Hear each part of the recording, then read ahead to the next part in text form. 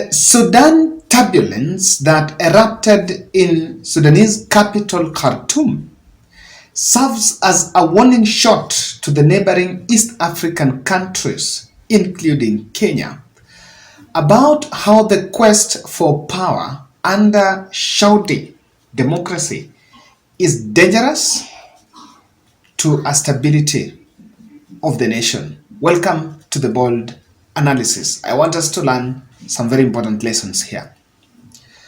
I want to start by first acknowledging that the dynamics between Sudan and Kenya is miles apart. We are different. But one common denominator is the principles of democracy. Ladies and gentlemen, what has been packaged by Azimio la Umoja as calls to open the server has been understood differently depending perhaps on your political alienation. The William Ruto camp believes that is Raila Odinga's perennial backroom door to power. In a deeper perspective, however, I see it as attempt or rather a call for probing transparency of our elections. Transparency is the road to consolidating our democracy. And I know that many have been asking, Oduor, I saw him appearing in some interviews asking, if the problem is about server, why don't we open it so that we unlock the country?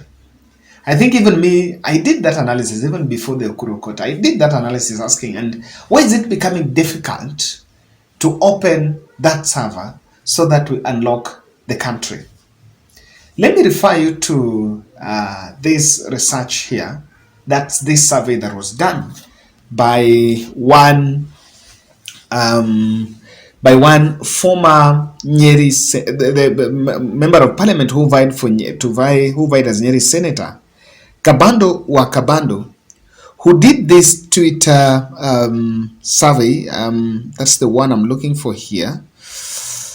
Yes, for those who might have visited his Twitter page, he did a survey asking on, yes, I've got it here.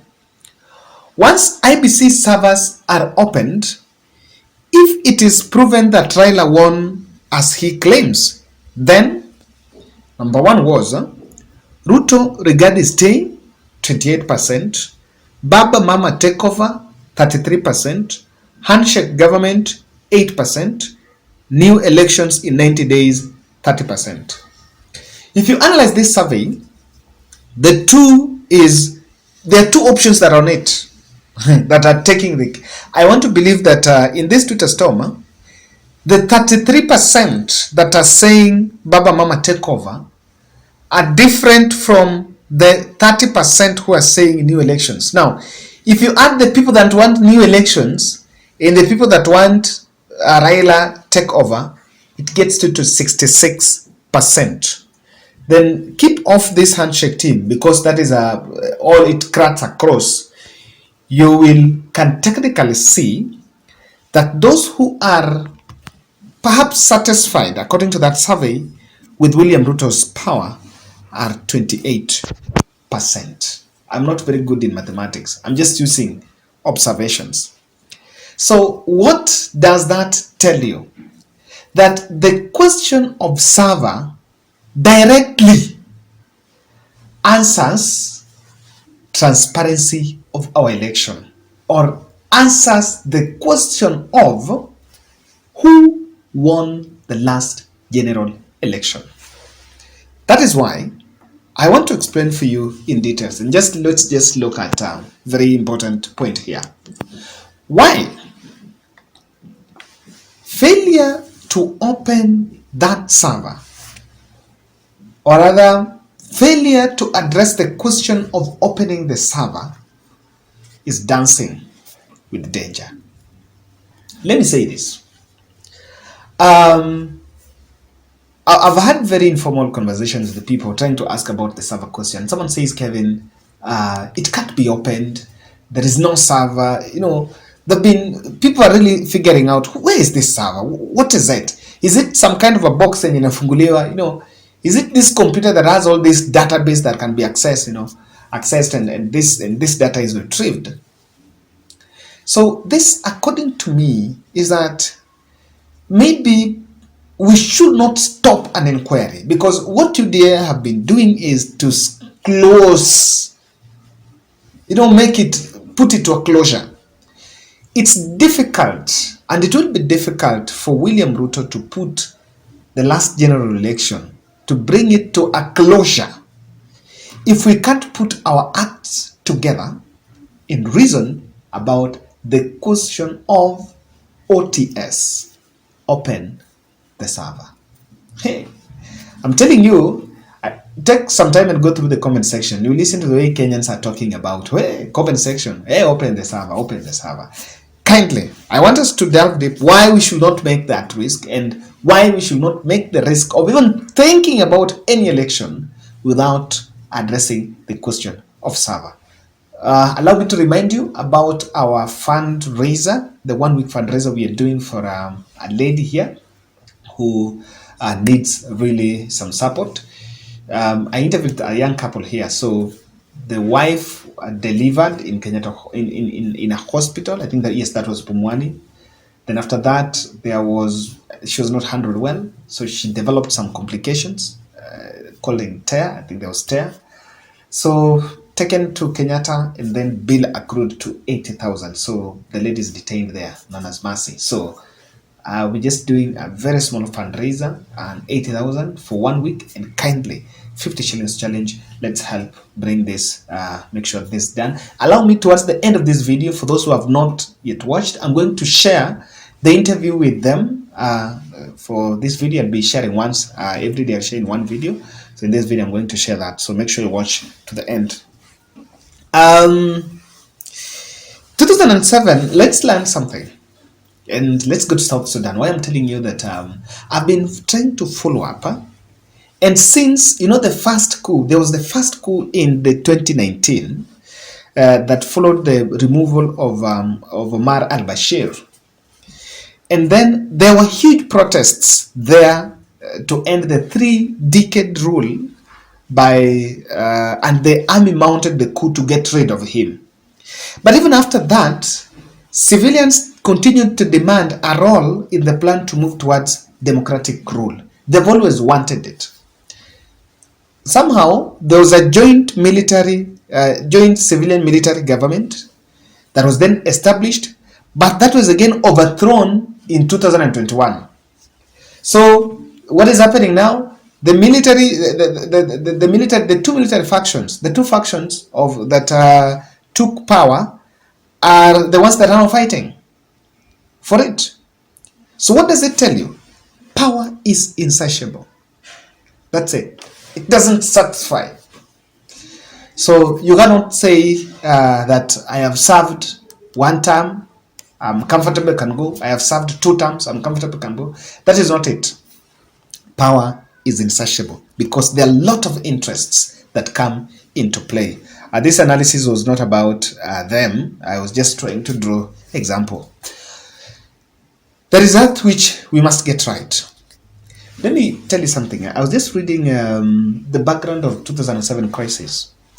And the writer there, it was in one of the journals, the writer there was saying that Mwai Kibaki appointed ECK officials, 5 ECK officials, without full involvement of the other political players. And the Raila Odinga team, Kibaki was on the PNU, the ODM team tried to protest, but they could not do anything. And it was partly blamed that probably that is what, from that level he had sealed his fate to look for the second term. Ladies and gentlemen, these 4 reasons is my understanding why we must make sure we address the open the server question. Tomorrow, I'll do an analysis, a breakdown of my understanding about open the server, what it means for me, and what I see can also share with us what you think about what's the meaning of open the server. Yes. We have a danger in staring at national election boycott. And if you think this is not a big deal, then you need to get a chair and sit next to former President Uhuru Kenyatta. When the NASA team boycotted the repeat election, of course, there was turnout in his areas, but that election was not competitive. Raila Odinga supporters kept off, or rather the NASA team kept off, and the supporters boycotted that election. Yes, Uhuru Kenyatta won, there was no petition, and was sworn in. But the tension was still simmering. The tension was still simmering. And as much as Raila, and I've always said that, Raila may not have wanted to do that mock swearing in, but the public was in it. There was a bit of that tension. And I believe that I don't know who between Raila and Uhuru approached the other. But I believe that both of them, even former President Uhuru Kenyatta, realized that, look here, my legitimacy is on the spotlight. That's it. And if you want to know, take time and review. I want you to review the 2000 review the Uhuru Park video when Raila was being sworn in. Look at that multitude, people that had gone there, and people were daring. Look here, there are all manner of threats. I remember by then the Nairobi commander was Japhet Koome, if I'm not wrong. There was all manner of threats. We are going to deal with you. You will not go to Uhuru Park. There was this and that. Then the last minute, Uhuru pulled a card and withdrew the police. And that swearing in had to go on. From there was a bit of those arrests and threats of treason here, there. But it was, after that, nothing could move on. I was being told the day that Uhuru was getting sworn in Kasarani, there was a group here, there was a group around Umoja that were protesting. And I think that was the day things were just at us. So, national elections boycott. Even if you go with your supporters to the ballot, first, if they Raila kept on, they're not going to vote for you. Look at it, President William Ruto. We only have two options. If we don't open that server, then at advanced stage, when we'll have a discussion, because remember the last general election, we had a discussion about either to go manual or electronic to the last few days, I think to the last 3 days to the election. So we'll have two options. We either open the server or go manual. With all the threats and the risks in it. Because the reason I'm saying here is any symbol, there's going to be mistrust in any sort of electronic system. Remember, that electronic system, we still don't have it here. Our elections still have to be some foreigner somewhere. So we've demonized foreigners, we've demonized the electronic system. I don't know how you are going to convince, forget about, let it not even be Raila Odinga, let it even be the other person. It will be difficult to convince election stakeholders of the credibility of an electronic system. Take that to bank on this word. If we don't open, then cost will be, let's go manual. Kila mtu abebe vote yake apeleke bombas. And that will create the split, I can tell you. Take that, mark this analysis. Oh my goodness. Save this analysis. You will tell me. Because anything electronic, anything Zungu in our election system, anything server will be a symbol of reggae. That's it. After 2007, we were changing from the ballot stuffing stories so that we bring in this one. Tough.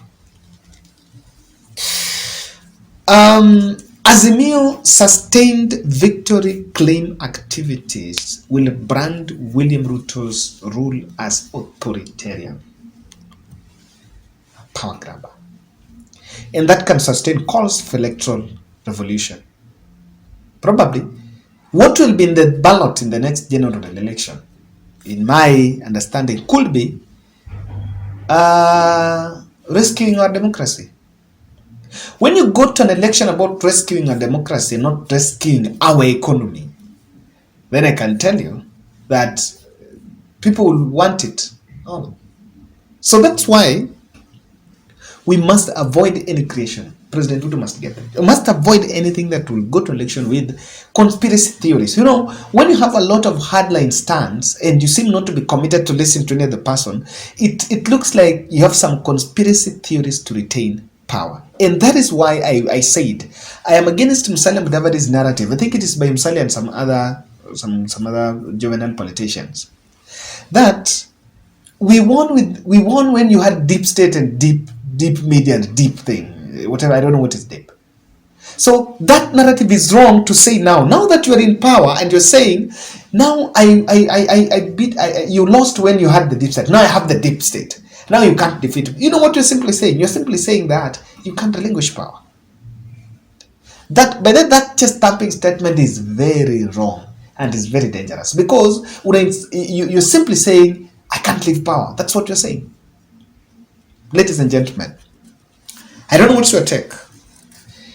What do you foresee? And this will be a very nice discussion with you. What do you foresee if we think of an election without opening the server? And opening the server has many interpretations. Tomorrow, I promise you, we'll have to look at that. What's the interpretation of open the server? Thank you. Let's meet in the next. And I'm leaving you with this interview is the interview with the gentleman, the young couple that I had with them, that they have a problem, so they are the ones we are fundraising for. So kindly watch and let's see how we can bring that to some support. Stephen, you told me that your wife has a challenge. It's not someone, it's someone detained in the hospital. Okay. Yeah. Can you take us through what exactly happened, or where did it start? Okay, this started after my wife gave birth at Pumwani Hospital. Date? On date 20th February. So after she gave birth, mtoto alikuwa nursery after 5 days. So after 5 days from nursery, we went back home. We were just home, things were well. After some few weeks, then wife got complications. Alianza kubleed, mysteriously bleeding, and I was shocked. Ran out to call the doctor, and the doctor told me to bring the lady in the hospital. Wapi? Unaishi wapi? Okay, naishi Dandora. Okay. Phase 5. Okay. So daktari alijaribu akashindwa. The lady was seriously bleeding. Akaniambia nitafute taxi to rush mgonjwa Kenyatta. Nikafanya hivyo, tukafika Kenyatta. Wakati nilifika Kenyatta, mama alikuwa admitted na from hapo, so alikuwa admitted sasa Kenyatta. Alikuwa admitted Kenyatta hospital. Na wakati alikuwa admitted the child now, what happened? But the child, okay. The child is fine. By the time. But then this is the child. Yeah. And this is my baby. This is your baby. And yeah. Ni baby boy and baby boy. To Jason. Oh, good. Even my son was born in February. So now, where are you from first? Okay, right now I'm from the Kenyatta Hospital. Nilipeleka mtoto kunyonya, and that is how I always do it. Nampeleka ananyonya, namrudisha kwa nyumba. Unampeleka kila siku? Daily. In the morning ama unakana the whole day? No. I nampeleka in the evening. In the evening. Okay. Yeah. Then sasa sasa ukitoka unaenda tu mnalala. Sasa nikitoka naenda kwa nyumba. So nikiwa pale kwa nyumba, mtoto ana survive na maziwa ya kuchemsha. Nachemsha, naongeza maji kidogo. And that's it. Wow. You've really impressed me. How about the child? Yeah, alikuwa sawa hata wakitoka Pumwani? Okay, mtoto wakati tulikuwa tunatoka Pumwani, mtoto since alikunywa ile amniotic fluid, ile uchafu, so mtoto amekuwa na shida hiyo ya kungorota, anangorota ni kama anafungana hewa. Okay. So doctors gave me some medicine ile ya kudrop kwa mapua wakati anatoa hiyo sauti.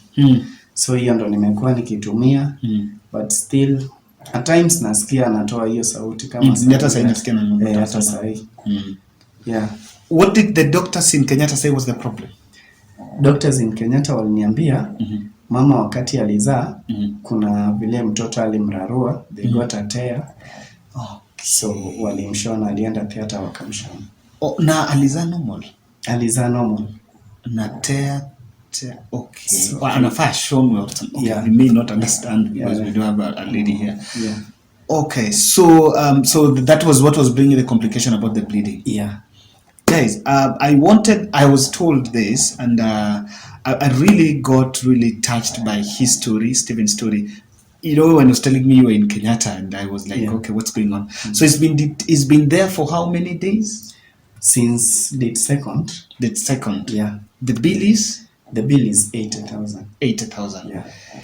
Wow. But then now that you take care every evening, when do you go to work now? Do you even go to work now that? No. Okay. About my work, I'm a boda rider. Na pikipiki naendesha ni ya mtu na ni ya loan. So wakati nilikuwa na hii shida, pikipiki ilibidi tu iendelee kufanya kazi sababu inalipwa daily. So mwenyewe alichukua na alitafuta mwingine aendelee. Oh, so what normally your work is kuendesha boda? Yes. So because of this, that is you can. But then how do you survive? Okay, you should not ask that. So should get.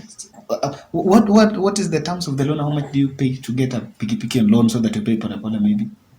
Okay, for now, loan walipandisha nini deposit. Kwa saa hii deposit ni 25,000. Okay. Then so if you get 25,000, yes, you go and pay, and you're given a motorbike on loan. Yeah. Then you pay is the rest installments. Yeah. Which you can manage. I can manage to get 500 per day. You unapata endesha around Dandora. Yeah. Wow. Guys, I brought Stephen here because I wanted us to get feel of this story, and this is one we can do this. We've always done this. This is 80,000. Today's date 14. If you give yourself 1 week, Friday. Yeah, so let's try. Let's do a 50 shillings challenge. I've decided not to. I'm going to share the number, nobody's number, because of a bit of that disturbance, but I am also asking those who can be willing to reach out to me. My number is there. I'll directly connect you with him so that whichever God has blessed you with, at least I talk. So Mama amekaa hospitali for the last 2 weeks. Yeah. Okay. I know you guys are young couples, huh? Yeah. Wow. Thank you, and may God bless you for being a father to this child. I know it's really touching. It's really touching the heart, and I believe that as Bold family, this will come to an end. I know we will find a way. Okay. I appreciate it. Sawa. Asante. Aya.